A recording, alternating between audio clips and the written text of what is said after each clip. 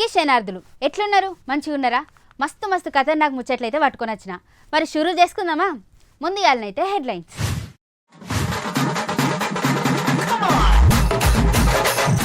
Petrol తోటి పైసా వసూలు ఏం చేస్తుంది మరి సర్కార్?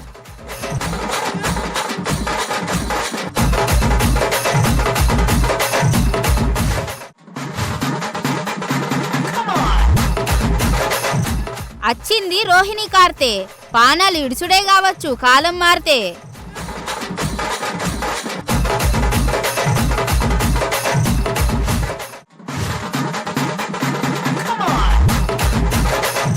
పది పాస్ అయితే ఆఫర్, మంచిగా చదివినోళ్ళకి award.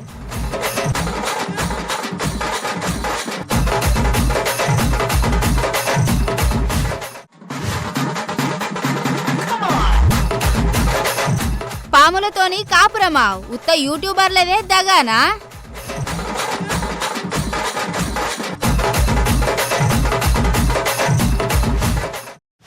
Harish Rao sir, KTR sir ఇలా మస్తు ఫైర్ మీద ఉన్నారు. ఏడికాడ సర్కార్కు సూట్ పెట్టి తిట్టిపోతారు. అటు రైతులు కూడా సర్కార్కు నడుమిట్లుండి ఒకటే తిట్టిపోతున్నారు. అసలు ఈ ఇద్దరికిద్దరు ఎందుకు తిట్టిపోతారు అంటారు? మరి ఈ సార్లకు ఎందుకంత కోపం వచ్చిందో ఇప్పుడు స్పెషల్గా చూద్దాం పాండ్రి.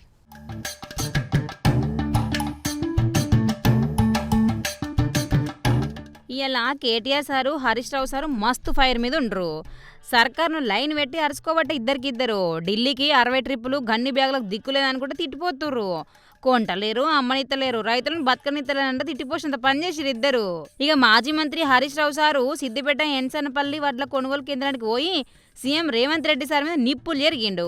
2 రోజులలో గిట్ట అడ్లు కొనకపోతే వేలాది మంది రైతులతోటి కలెక్టరేట్ను ముట్టడి చేద్దాం డెడ్లైన్ పెట్టిండేకంగా. ఇలా మన హరీష్ రావు సారు వడ్ల కుప్పల మీద నిలబడి కాంగ్రెస్ నికార్సైన పాలను కడిగి పారేసినంత పనిచేసే. రేవంత్ రెడ్డికి జర గట్టిగానే తగిలినట్టుందిగా పంచు. అయ్యా ముఖ్యమంత్రి గారు, నువ్వు అధికారంలోకి వచ్చినాక ఢిల్లీకి 60 ట్రిప్పులు కొట్టినావు కానీ కొనుగోలు కేంద్రాలకు కనీసం లారీలు ట్రిప్పులు పెంచినవా అని అడిగినంత పనిచేసిండు. ఇక అన్ని గారడి మాటలు తప్ప రోడ్ల మీద రైతుల వడ్లు పట్టుకొని ఏడుస్తుంటే గన్ని బ్యాగులు పంపించే దిక్కులేదు. గవర్నమెంట్ మిషన్ మోడ్లు నడతలేదు, పక్క కమిషన్ మోడ్లు నడుస్తుందని తిట్టినోళ్ళు తిట్టినట్టే పోర్రి. రైతుల గుండెలాగిపోయిన ఈ ప్రభుత్వము, ఈ రేవంత్ రెడ్డి గుండె కరగడం లేదు. కుప్పల మీదనే పిట్టల్లాగా రైతులు వాలిపోతున్నారు. నిన్న కొల్చారం మండలంలో మెదక్ జిల్లాలో ఒక రైతు చనిపోయినాడు. ఇప్పటికి రాష్ట్రంలో 10-12 మంది రైతులు చనిపోయినారు. ప్రభుత్వం ధాన్యం కొనడం లేదని బాధపడుతున్నారు. ఇప్పుడే ఒక మహిళా రైతు కలిసింది ఇక్కడ, నాగలక్ష్మి. మక్కలమ్మినేమో ఇంతవరకు రూపాయి రాలే. నెల రోజులైంది సార్ నేను ఎన్సాన్పల్లిలో వడ్లు పోసి ఇంతకు సంచులు కూడా ఇయ్యలేదని నాగలక్ష్మి చెప్తా ఉంది. ముఖ్యమంత్రి ఏం డైలాగ్ కొడుతుండు? మిషన్ మోడ్ల వడ్లు కొనుండ్రు అని హైదరాబాద్ లో కూర్చొని డైలాగ్ కొడుతుండు. మిషన్ మోడ్ అట. నీది మిషన్ మోడ్ కాదు రేవంత్ రెడ్డి, నీదంతా కమిషన్ మోడ్. మిషన్ మోడ్ లో కొంటే నత్తలు కూడా సిగ్గుపడతాయి. నీ వడ్లు కొనే పద్ధతి చూస్తే నత్తలు కూడా సిగ్గుపడతాయి. రోహిణి కార్తొచ్చినా 3వ వంతు వడ్లు కొనలే నువ్వు ఇప్పటికి. ఇప్పుడు నీళ్లు లేవు, మను లేవు. మేమత్తే హైదరాబాద్లో 24 గంటలు నీళ్ళు ఇస్తాం. మళ్ళీ అధికారంలోకి వచ్చేది బీఆర్ఎస్ పార్టీనే. అధికారంలోకి రాగానే 24 గంటల విద్యుత్ ఇచ్చినట్టే 24 గంటలు తాగునీటి సరఫరా చేస్తాం అనుకుంటా మాట ఇచ్చినంత పనిచేసిండు కేటీఆర్ సారు. నేను ఇవాళ మీ అందరికీ కూకట్పల్లిలో వాగ్దానం చేస్తా ఉన్నా, మళ్ళీ తిరిగి వచ్చేది 2028లో ముమ్మాటికి గులాబీ జెండానే వస్తుంది. కేసీఆర్ గారు ముఖ్యమంత్రి అవుతారు. నేను మీకు వాగ్దానం చేస్తా ఉన్నా, మీ ఎమ్మెల్యే గారు ముందే చెప్తా ఉన్నా, 24 గంటల కరెంట్ ఎట్లా అయితే ఇచ్చామో హైదరాబాద్ మహానగరంలో 24 గంటలు మంచినీళ్ళు ఇచ్చే బాధ్యత కూడా నాది అని చెప్పి నేను మీకు విజ్ఞప్తి చేస్తా ఉన్నా. తప్పకుండా ఇది చేసి చూపెడతా అని చెప్పి కూడా మా ఆడబిడ్డలందరికీ నేను వాగ్దానం చేస్తా ఉన్నా. అనుకుంటే అసంభవం ఏమీ కాదు. 65 ఏళ్లు కాంగ్రెస్ వాళ్ళు కరెంటు కూడా ఇవ్వలేకపోయినారు. వ్యవసాయానికి కరెంట్ ఇవ్వలేదు, హైదరాబాద్ లో ఇళ్లకు కరెంట్ ఇవ్వలేదు, ఆఖరికి పరిశ్రమలకు కరెంట్ ఇవ్వకపోతే వారానికి 3 రోజులు మా కుత్బుల్లాపూర్ లో శివారు ప్రాంతాల్లో ఉండే మరి పరిశ్రమలు మూతబెట్టుకునే పరిస్థితి. అందుకే నేను మీకు చెప్తా ఉన్నా, 24 గంటల కరెంట్ ఇచ్చింది కేసీఆరే. రేపు మళ్ళీ 24 గంటల నీళ్లు హైదరాబాద్ మహానగరంలో ఇవ్వబోయేది తిరిగి మళ్ళీ కేసీఆర్ అనే మాటను మీకు విజ్ఞప్తి చేస్తా ఉన్నా. తప్పకుండా ఇచ్చి మీ మనసు గెలుచుకుంటామని చెప్పి కూడా విజ్ఞప్తి చేస్తా ఉన్నా. ఇగో ఇది విన్నారు కదా, గాడితోనే ఆగలే సారు మాటలు. హైదరాబాద్లో రేవంత్ రెడ్డి ఒక్క ఇందిరమ్మ ఇండ్లు కట్టినట్టు చూపిస్తే నేను శాశ్వతంగా రాజకీయ సన్యాసం తీసుకుంటానని సవాల్ విసిరిండు. నేను ఈ వేదిక ద్వారా, కూకట్పల్లి వేదిక ద్వారా అడుగుతా ఉన్నా రేవంత్ రెడ్డి గారిని, అయ్యా రేవంత్ రెడ్డి గారు, ఇందిరమ్మ ఇండ్లు అన్నావు కదా, ఇందిరమ్మ ఇండ్లంటివి కదా, ఎస్సీ ఎస్టీలకు 6 లక్షలు ఇస్తా అన్నావు, మిగతా వాళ్ళందరికీ 5 లక్షలు ఇస్తా అన్నావు. హైదరాబాద్ మహానగరంలో ఒక్క ఇందిరమ్మ ఇల్లు నువ్వు కట్టినట్టు చూపెడితే ఒక్కటి ఒక్క ఇందిరమ్మ ఇల్లు నువ్వు కట్టినట్టు చూపెడితే నేను శాశ్వతంగా రాజకీయ సన్యాసం తీసుకుంటా, దమ్ముందా రుజువు చేయని చెప్పి నేను వారిని ఇవాళ సవాల్ చేస్తా ఉన్నా. ఒక్క ఇల్లు హైదరాబాద్ మహానగరంలో ఒక్క ఇల్లు ఎక్కడన్నా కట్టినావా దమ్ముంటే చూపెట్టు. ఉన్న ఇల్లు కూలగొట్టడం తప్ప కొత్త ఇల్లు కట్టే తెలివి లేదు. కానీ చెప్పుకుంటాడు నేను గుంపు మేస్త్రిని అని. గుంపు మేస్త్రి అంటే కడతాడా కూలగొడతాడా అమ్మ నాకు తెలియక అడుగుతా. గుంపు మేస్త్రి అంటే కట్టాలా. వీడెక్కడ గుంపు మేస్త్రి? ఉన్న ఇల్లు కూలగొట్టేటోడు, ఉన్న కొంపలు పుచ్చుకునేటోడు గుంపు మేస్త్రి ఎట్లయితాడు?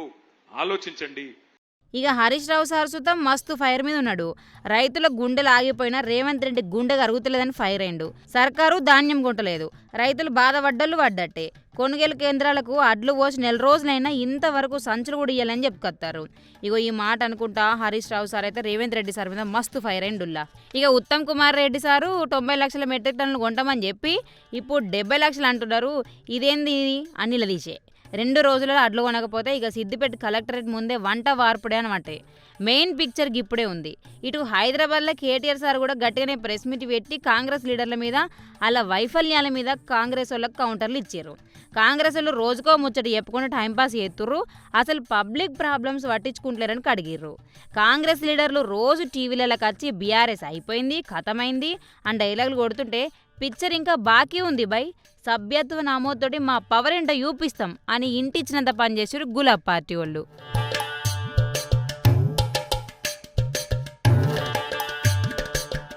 జనాలు ఎండకు కరెంటు కోతలకు చస్తుంటే వీళ్ళు మాత్రం ఇంకా రివ్యూల మీద రివ్యూలు చేసుకుంటే కాలక్షేపం చేస్తుర్రని సెటైర్లు వేసిర్రు.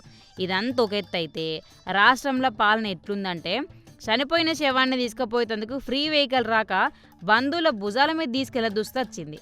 దీని మీద కేటీఆర్ సారు హరీష్ రావు సారు ఇద్దరు కలిసి సోషల్ మీడియాలో కాంగ్రెస్ను ఏకిపారేసిర్రుల్లా. ఇదా మీ మార్పు, ఇదా మీ ప్రజాపాలన అడిగితే కాంగ్రెస్ లీడర్ల దగ్గర సమాధానం లేదట.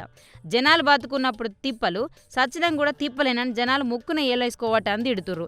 అయినా ప్రతిపక్షంలోకి వచ్చినాక ఎవరైనా గిట్టే మాట్లాడుతురు, మరి మీరున్నప్పుడు ఏం చేసిర్రు అని వీళ్ళు తిట్టబట్టే. రాజకీయం అంటేనే గింత పటూరి.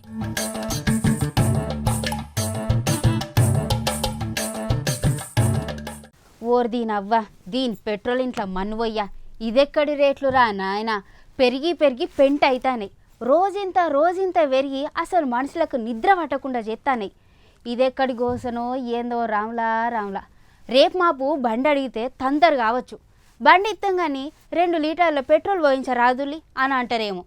బంగారం కంటే పిరం అయ్యేటట్టున్నాయి ఈ పెట్రోల్ రేట్లు. అసలు చెప్పాలంటే ఆ బంగారం కొనుక్కున్నా నడుతుంది కానీ పెట్రోల్ పోయకపోతే నడుతుందా చెప్పురి.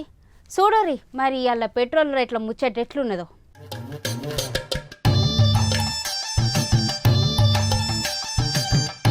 పొద్దుగాలని లేచి బండి తీసి పెట్రోల్ బంకుకు పోతే గుండె గుబీలు అయింది ఇలా చాలా మందికి. లీటర్ పెట్రోల్ రేట్ చూస్తే బండి నడపన్నా లేక నెత్తి మీద పెట్టుకుని నడవన్నా అనిపించేటట్టుంది. దునియాలో ఎక్కడనో యుద్ధం అవుతుంటే దానికి మన జేబులకు చిల్లు పడుడేందో. ఇటు కేంద్రం పైసలు దోస్తుంది, అటు రాష్ట్రం వ్యాటెత్తది. నడిమిట్లో మనసుంటే సామాన్య జనాలు పెట్రోల్ బంకులతో నిల్చొని ఏడవాలన్నట్టు. అమెరికా ఇరాన్కు యుద్ధం అయితే మనోళ్ళకి ఇక్కడ చలిజరం రావట్టే. అక్కడ ఏ దేశాల మధ్యనన్నా ఫైటింగ్ అవ్వను కానీ ఇక్కడ బంకుల రేట్లు మాత్రం రాకెట్ లెక్క దూసుకొని పోవట్టే. గ్లోబల్ క్రూడ్ ఆయిల్ రేట్లు పెరిగినాయి, అంతర్జాతీయంగా తలకాయ నొప్పులు వచ్చినాయి అంటారు. అరే యుద్ధం చేసేటోళ్ళు ట్యాంకులలో డీజిల్ పోసుకుంటే ఇక్కడ అమీర్పేట్ జంక్షన్లో పల్సర్ బండి దొక్కటోడికి ఎందుకురా జర్మానా అని తిట్టుకోవట్టే జనాలు. ఇక మన ఢిల్లీ పెద్దల ముచ్చట చెప్పొద్దు, అచ్చేదిన్ సబ్కా సాత్ అన్నారు సరే, అందరిని కలిపి పెట్రోల్ బంకుల ధర సంపేదట్టున్నారని తిట్టబట్టే. లీటర్ పెట్రోల్ 113 రూపాయలు దాటే. ఇదంతా దేశ విదేశీ వ్యవహారం, మాకు సంబంధం లేదని చేతులు దులుపుకోవటే కొందరు పెద్దలు. ఇక డిజిటల్ ఇండియా కదా, గందుకే రేట్లు కూడా డిజిటల్ లెక్క పెరుగుతున్నాయి. రూపాయి పడిపోతుంది కానీ పెట్రోల్ రేటు మాత్రం హిమాలయ పర్వతం లెక్క నిలబడబట్టే.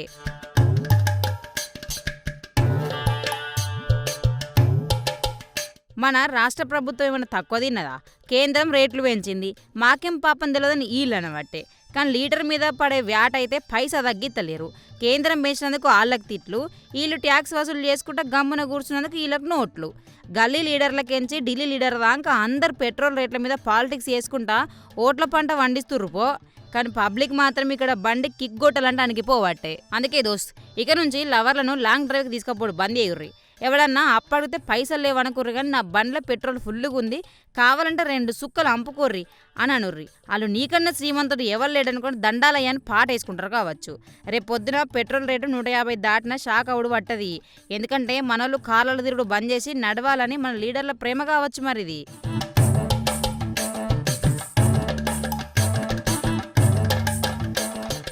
ఏంద్రా నాయన, ఇంట్లోకెళ్ళి బయట అడుగు పెడితే చాలు అగ్నిగుండంలో దూకినట్టు అనిపిస్తలేదు. సూర్యుడు అసలు పొద్దుగాల లేవగానే డ్యూటీ ఎక్కి పగటిలు అయ్యేసరికి సామాన్యుడిని నడ్డిరగొట్టినట్టు అవుతుంది. ఈ ఎండ దెబ్బకు రాష్ట్రంలో పానాలు గాల్లె కలుతంటే మన లీడర్లేమో రాజకీయ మాత్రం ఏసీ రూమ్లల్లో చల్లగా జాకిస్తున్నారు. గదేంద్రో నాయన, ఎండకు జనం అల్లాడిపోతుంటే మనోళ్ళేమో ముచ్చట్లు చెప్తున్నారు. గందుకే ఇప్పుడు మనం వడదెబ్బ రాజకీయం గురించి ముచ్చట పెట్టుకుందాం పాన్రి.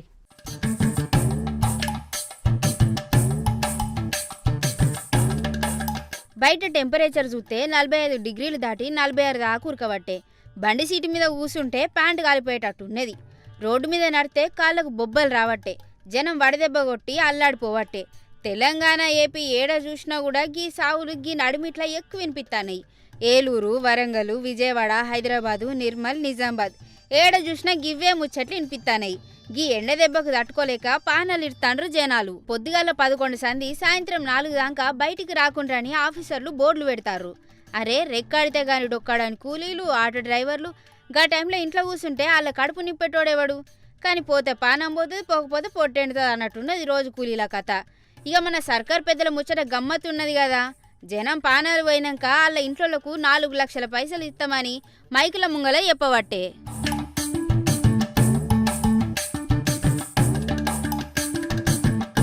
అరే బతుకున్నప్పుడు చల్లటి నీళ్ళు ఇచ్చి ఒక చల్లకుండా బస్టాండ్లో పెడితే కాదా, కానీ చచ్చిపోయినాక పైసల ప్యాకేజీలు ఇస్తే ఆ పోయిన పానం తిరగత్తదా. బస్టాండ్లల్లో చల్లటి కుండలు పెట్టిర్రట. ఆ కుండలల్లో నీళ్లు లేక అవి కూడా ఎండకి ఎండిపోతానయట. ఈ వడదెబ్బ మీద కూడా మనోళ్ళు రాజకీయాలు చేయబట్టే. రాష్ట్రంలో ఎండలు ముదిరితే ఇదంతా గ్లోబల్ వార్మింగ్, కేంద్ర సర్కార్ చక్కగా ప్లానే చేయలేదని ఈడీ లీడర్లు అంటారు. అటు ఢిల్లీ పెద్దలేమో రాష్ట్ర సర్కార్ ఫెయిల్ అయిందని ట్వీట్లు పెడతాండ్రు. అరే మీ ఇద్దరి పంచాయతీ మధ్యలో ఇక్కడ ఓట్లేసిన పబ్లిక్ మాత్రం ఓఆర్ఎస్ ప్యాకెట్లు కూడా దొరక్క అల్లాడిపోతాండ్రు. ఎండ దెబ్బకు జనం జత్తంటే వీళ్ళు మాత్రం ఏసీ కార్లలో తిరుక్కుంటా ఒకరి మీద ఒకరు ఎండలు చల్లుకుంటాండ్రు. అందుకే దోస్తులు, ఈ ఎండాకాలంలో లీడర్ల మాటలు నమ్మి బయట తిరగద్దు.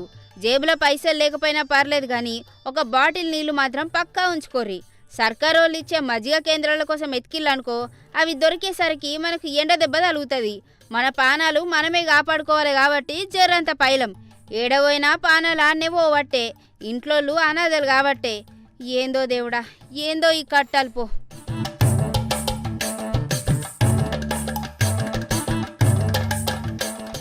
ఓరు నాయనో, అబ్బా గీ ఎండలకు సావయ్యేటట్టున్నది.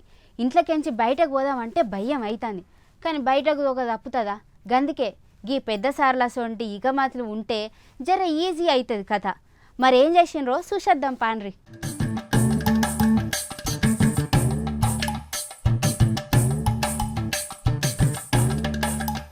ఎండలు ఒక్కతాననే కాదు అంతటున్నాయి. దేశం అంతా గిదే దిక్కుమాల సంత అనుకోర్రి. విశాఖపట్నంలో ఎండలు ఎట్లున్నాయంటే మనుషులు జర్ర అటు ఇటు అయితే ఆవిరైపోయేటట్టున్నారు. ఈ తిప్పలు చూడలేక మన విశాఖపట్నం పోర్ట్ అథారిటీ వాళ్ళు ఆర్కే బీచ్ రోడ్డులా రైల్వే స్టేషన్లా మిస్ట్ కానన్ బండ్లు పెట్టిండ్రు. అంటే ఏం లేదులా, ఎండకు ఎండుతున్న జనం మీద పొద్దుగాల 11 సంది పగటిలు 3 దాకా చల్లటి నీళ్లు చిత్కలుపుతారు. అబ్బా ఏం తెలివి, ఏం ఐడియా. ఇక టూరిస్టులు అయితే థ్యాంక్ యూ సార్, మమ్మల్ని ఉడకబెట్టకుండా లైట్గా ఇడ్లీ పాత్రలు ఉడికించినట్టు ఉడికిస్తున్నందుకు అని తెగ మురిసిపోవట్టే. ఎండలు తగ్గేదాకా ఈ ఉచిత ప్రసాదం ఉంటుందట. పోయి తడిసిరాండ్రి పోండిగా.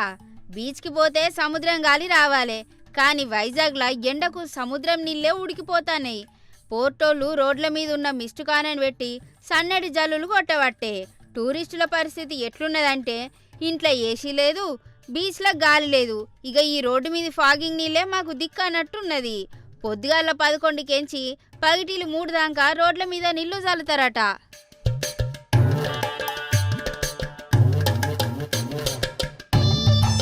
ఆ టైంలో అసలే ఎండ ఎక్కువ ఉంటుంది. ఆ నీళ్లు వడంగానే రోడ్డు మీదకెంచి వచ్చే ఆవిరికి జనాలు ఫ్రీగా స్టీమ్ బాత్ చేసినట్టు ఫీల్ అవుతాన్రట. మొత్తం మీద ఎండలు దంచి కొడతానాయి, తలలు పగిలిపోతానాయి. గిసొంటి టైంలా వైజాగ్ పోర్ట్ అథారిటీ వాళ్ళు ఈ పని ముందటేసుకొని మంచి పనే చేసిండ్రు. ఎండవేడికి తట్టుకోలేక అల్లాడుతున్న జనాలకు రైల్వే స్టేషన్ జనాల మీద ఆనగాని ఆన ఉరుసుడు మంచిదే కదా.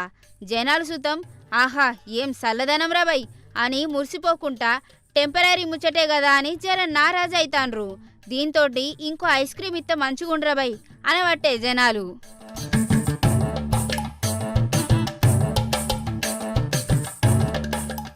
అసలు చెప్పాలంటే ఈ కాలం పిల్లగాండ్లదేనుల్లా లక్కంటే. మరి లేకపోతే ఏంది, నేనంటే చదువుకోలే కానీ చదువుకున్న వాళ్ళ లక్కైతే ఏరే ఉంటుంది. మంచి మంచి ప్రైజ్లు ఇవ్వబట్టే, విమానాలు కూడా ఎక్కియబట్టే. నేను సుత చదువుకుంటే మంచిగా ఉండునుల్లా, ఏదో ఒకటి అత్తుండే కావచ్చు. ఆయన మన చదువులకు ఎవరిస్తారు, పాస్ మార్కులు చదువుడే గొప్ప. పోనీ వట్టుర్రి, ఇప్పుడైతే గిడిదిక్కు పోయేద్దాం పారి గా పిల్లగాండ్లను చూసేటందుకు.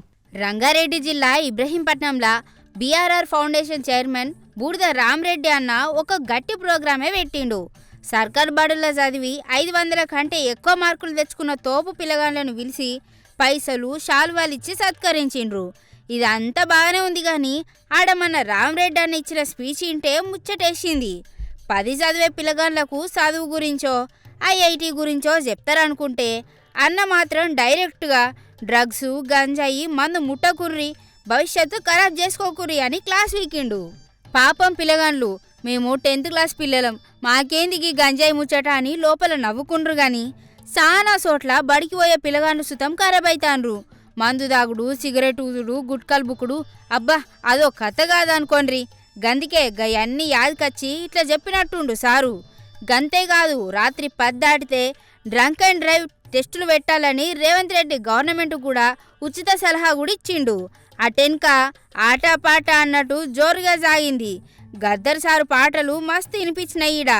మా ముఖ్య ఉద్దేశం బీఆర్ఆర్ ఫౌండేషన్ ఉద్దేశం ఏంటంటే చెడు అలవాట్లకు దూరంగా ఉండాలి, విద్యార్థులను యువకులను మానసికంగా దృఢంగా సిద్ధం చేయాలి, ఆటలను ప్రోత్సహించాలి. ఆటలు ఆన్లైన్లో కాదు, ఆటలు గ్రౌండ్లో ఆడాలని చెప్పి ఒక నిదానంతో ముందుకెళ్తా ఉన్నాము. మరి ఎంతసేపటికి చెడు అలవాట్లు అనేది ఇలా చూస్తున్నాం మనము. డ్రగ్స్ గంజా అనేది ఎస్ఎస్సి ఇంటర్మీడియట్ నుంచే స్టార్ట్ అయ్యి అసలు పిల్లలు అందరు అంటలేను, ఒక 20-30% మంది బాగా అడిక్ట్ అయ్యి ఎక్కడ పడితే అక్కడ గంజాయి కానీ డ్రగ్స్ కానీ విరివిగా దొరుకుతా ఉన్నాయి. మరి ప్రభుత్వము దీని మీద చర్యలు తీసుకుంటుంది. సీఎంలు, ఎమ్మెల్యేలు, పిఎంలు అందరు మాట్లాడుతూ ఉన్నారు. కానీ ఇట్లా మాట్లాడితే ఈ మాత్రం చేసేందుకు సరిపోదు. ఇది ఒక సామూహిక కార్యక్రమంగా సర్కార్ బడి పిల్లగాండ్లు ప్రైవేట్ స్కూల్ పిల్లగాండ్లతోని పోటీ పడి మార్కులు తెచ్చుకుంటే బూడిద రామరెడ్డి అన్న మాత్రం కంగ్రాట్స్ చెప్పి ఎంటనే తమ్ముళ్ళు గంజాయి తాగుకుర్రి, రాత్రిపూట తాగి బండి నడపకుర్రి అని రూట్ మార్చేసిండు. అబ్బో ఎంత ముందు సూపో మన అన్నకి. ఫంక్షన్ హాల్లో పిల్లగాండ్లకు ప్రతిభ పురస్కారాలు ఇస్తుంటే గవర్నమెంట్కు మాత్రం డ్రంక్ అండ్ డ్రైవ్ టెస్టులు ఎక్కువ చేయాలని కౌంటర్లు పడ్డాయి. మార్కులు వచ్చిన సంతోషంలో ఉన్న పిల్లలకు ఇదొక విచిత్రమైన జనరల్ నాలెడ్జ్ క్లాస్ లెక్క అయిపోయింది. ఇక ఈ ప్రోగ్రాంలో మెయిన్ హైలైట్ ఇవ్వాలంటే మన నల్గొండ గద్దరన్న స్పీచ్లిని బోర్ కొట్టిన పిల్లగాండ్లకు పాటలతోని ఫుల్ ఎంటర్టైన్మెంట్ ఇచ్చిండు. రామరెడ్డి అన్నేమో మందు గంజాయి అద్దు అనుకుంటా సీరియస్ డైలాగులు కొడితే నల్గొండ గద్దరన్న మాత్రం పాటలతోని స్టేజ్ మీద దుమ్ము లేపిండు. ఏదేమైనా టాప్ మార్కులు తెచ్చుకున్న గవర్నమెంట్ స్కూల్ పిల్లలకైతే పైసలు జేబులో పడ్డాయి, శాలువాలు మెడల పడ్డాయి. ఒకప్పుడు జెండా వందరాలకు ఇంత టిఫిన్ డబ్బానో పెన్నో పెన్సిల్లో ఇచ్చేటోళ్ళు, గయ్యి పట్టుకొనే మస్తు ఖుషి అయిపోయేటోళ్ళం. గా పెన్నులు పెన్సిల్లే ఎంతన్నా గొప్పగప్పుడు అవ్వత్తే మురిసిపోయేటోళ్ళం. కానీ ఇప్పుడు కథ మారే. విమానాలు ఎక్కియబట్టే, పట్నాలు దింపబట్టే, ఎయిర్ ఇండియా అని మురిపియబట్టే, సన్మానాలు శాల్వలని మస్తు ఖుషి చేయబట్టే. ఆయన గీ కాలం పిల్లగాండ్లది లక్కేనుల్లా. ఏమంటారు మీరు సుతం, గంతే కదా.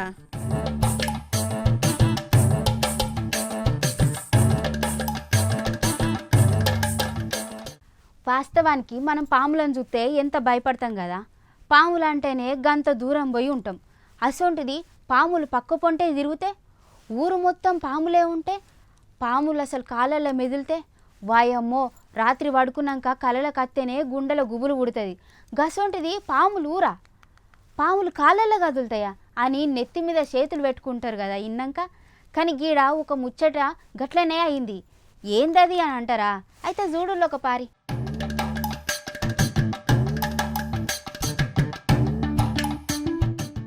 ఈ రోజుల్లో మన ఇండ్లల్లో చిన్న జర్రిపోతు కనిపిస్తేనే ఇండ్లు ఖాళీ చేసి సామాన్లు సర్దుకొని పారిపోయే జనాలున్నారు. కానీ మహారాష్ట్రలో షేట్ఫల్ అని ఒక ఊరుంది. ఆ ఊరికి అది ఇంటేనే గుండె అయిపోయినంత పని అవుతుంది. అక్కడ మనోళ్ళు కదా కుక్కలను పిల్లులను జాగినట్టు సాక్షాత్తు పరమశివుడు మేడలుండే నాగుపాములు, కట్లపాములు, జర్రిపోతులు, పచ్చపాములు, నీటి పాములతోని కాపురం చేస్తుండ్రట. అప్పుడప్పుడు భారీ కొండ సిల్వలు కూడా వచ్చి ఏంది బాయ్ ఎట్లున్నావు అని పలకరించి పోతాంటాయట. అక్కడ వింతేంటిదంటే ఇల్లు కట్టేటప్పుడు ఇంజనీర్కు చెప్పి మరి బెడ్రూమ్ పక్కనో గోడల మధ్యనో పాములు పడుకునేటందుకు ఒక చిన్న గది కడతారట.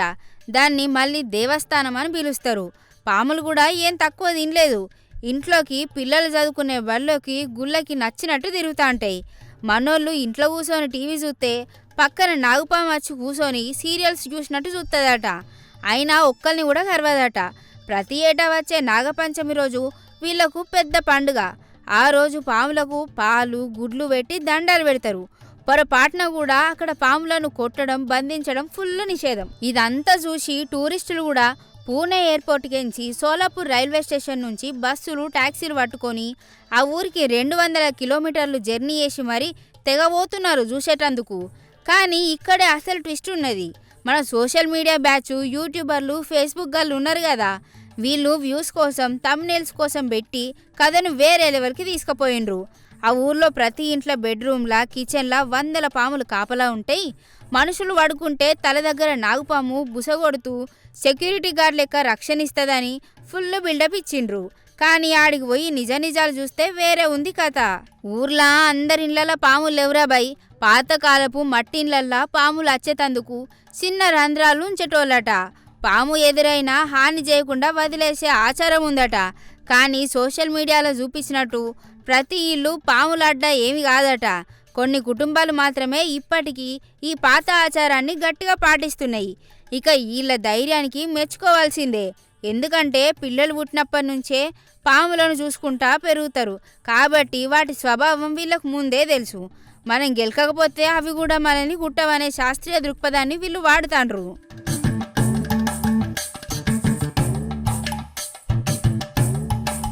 పాములను బోనులల్లో పెట్టకుండా వాటి స్వేచ్ఛను గౌరవించుకుంటా వన్యప్రాణి సంరక్షణకు ఆదర్శంగా తండ్రిళ్ళు. అయితే ఈ ఊళ్ళే పాములు ఎవరిని గుట్టయి ఇక్కడ ఎవరికి ఏం కాదని స్థానికులు గట్టిగా నమ్ముతారు. కానీ మన వన్యప్రాణి నిపుణులు మాత్రం తలలు పట్టుకుంటున్నారు. దీనికి ఎలాంటి సైంటిఫిక్ ఆధారాలు లేవు. ఏ అడవి జీవికైనా తన ప్రాణానికి ముప్పు ఉందనిపిస్తే పక్కా కుడుతుంది, కొరుకుతుంది. కాబట్టి దీన్ని బ్లైండ్గా నమ్మకుండ్రి అనబట్టే. ఆఖరుకు నిపుణులు చెప్పేది ఏంటంటే దీన్ని ఉత్త మూఢనమ్మకం అని కొట్టేయకుండా వాళ్ళ స్థానిక సంస్కృతి జానపద విశ్వాసాలు అట్లనే మనుషులు అడవి జీవులు ఎట్లా కలిసి బతకచ్చో చూపించే ఒక పర్యావరణ సమతుల్యత కోణంలో చూడన్నట. ఏదేమైనా ఎలాంటి మోడర్న్ సేఫ్టీ లేకుండా ప్రకృతి ఒడిలో మనుషులు అంత భయంకరమైన కోబ్రాలతోని కలిసి జీవించడంటే ఒక సజీవ సాక్ష్యం. సో ఇది మన మహారాష్ట్ర షేట్ఫల్ పాముల ఊరి అసలు కదా. చూసిండ్రు కదా, సోషల్ మీడియాలో చూపించిందంతా నమ్మకుండ్రి, నిజాలు తెలుసుకోండ్రి జరా.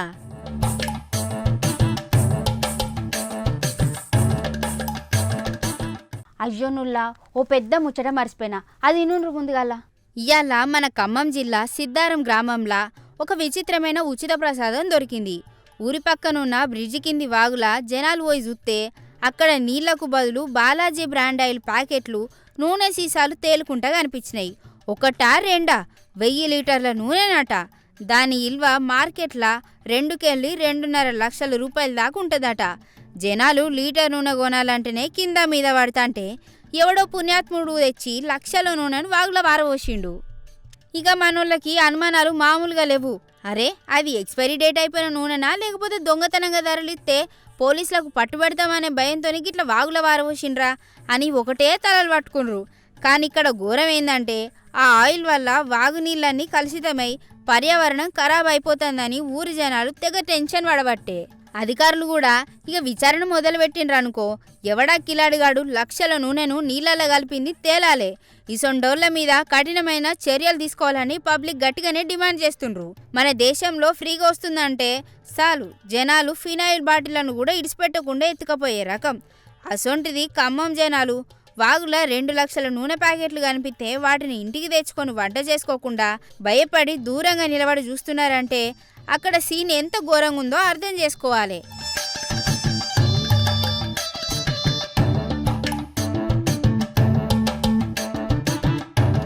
నూనె ప్యాకెట్లు చూడంగానే మనలకు నోరైతే ఊరింది కానీ అబ్బో ఇది ఎక్స్పైరీ డేట్ అయిపోయిన నూనె ఏందో తింటే హాస్పిటల్ పాలైతామని జర బుద్ధి తెచ్చుకొని అయిపోయినరు. ఇంకొందరైతే అరే ఏ దొంగర ముఠానో పోలీసు వాళ్ళకి భయపడి ఇక్కడ పడేసి ఉంటారు, మనం కానీ వీటిని ఇంటికి పట్టుకుపోతే రేపు పొద్దుగల్లా కాకీలు వచ్చి మన గుండ్ల మీద పోలీస్ జీపులు నడుపుతారు అని భయపడ్డారు.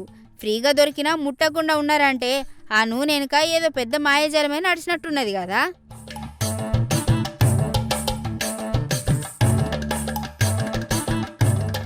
గియ్యులా ఇలా నేను తీసుకొచ్చిన ఖతర్నాక్ ముచ్చట్లు మళ్ళీ పారి గిసొండు ముచ్చట్లతోనే మీ ముంగలకత్తా. అప్పటి వరకు చూస్తూనే ఉండాలి ప్రైమ్ 9.